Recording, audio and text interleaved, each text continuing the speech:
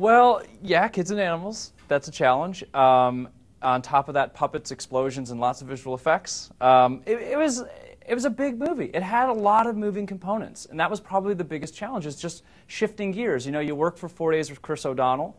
He goes away, and now you're working with animals that don't talk or have input into the scene for like 2 weeks. So it's this constant shifting gears. It's just a lot of pieces that you're constantly working with to pull them together. But at the same time, you know, it's obviously all fun.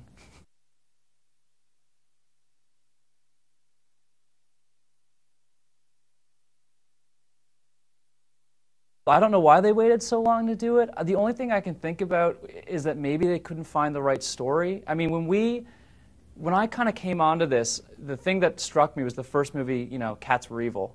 And I'm a cat person, and I love cats. And I was like, we can't do that. Let's make cats and dogs kind of like equals.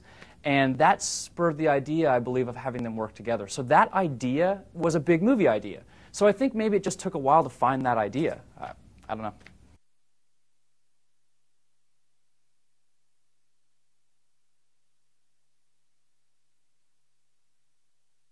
I think the funniest challenge that I ran into was, you know, we were shooting like 3 weeks and nights, and you know, the crew, I expected to get tired, but one night we had a dog who just refused to get up. He was so tired. He was like so done. It was like 4 in the morning.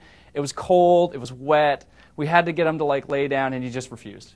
So, and he was 180 pounds. He was 30 pounds heavier than the trainer. So so we like waited for an hour while the trainer struggled to get this 180-pound dog up.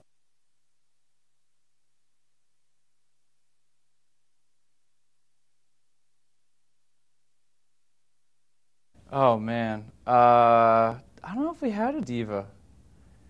We didn't. I mean, not really. I mean, the cats were a little bit tougher, but there was no real diva.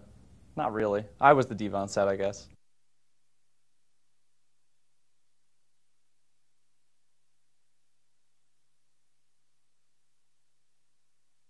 I'm a big early Bond fan. I grew up on Roger Moore's Bond. I love the Sean Connery Bond era because of the kind of the tongue-in-cheek, you know, kind of jokey bits that are in there. So that was a big influence just because I enjoyed it so much. But what I tried to do with the movie was borrow from every spy thing I loved. Like, I love the camera work in The Bourne Identity. So on the ferry fight, I was like, let's do crazy handheld camera feel. There's like nods to Mission Impossible. I took all the spy movies that I really appreciated. I was like, I want to flavor all of them. I don't want to just take one. I want to kind of flavor all of them. I'm a little bit, you know, leaning towards Bond because, again, I grew up on it, but I try to use all of it.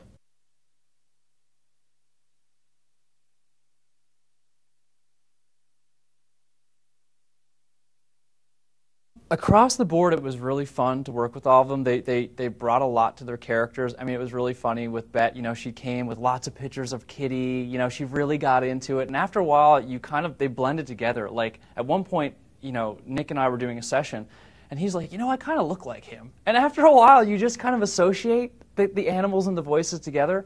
What I tried to do was cast voices that sounded really distinct, because working in animation, you basically have color, shape, and sound. So I wanted to cast animals that all look very distinct, and then try to come up with voices that sounded just as distinct. So you get Cat Williams as the pigeon, sounds nothing like, you know, James Marsden as Diggs or Christina Applegate. So I was really happy with getting the high quality of cast, and also that every cast member has such a distinct sound.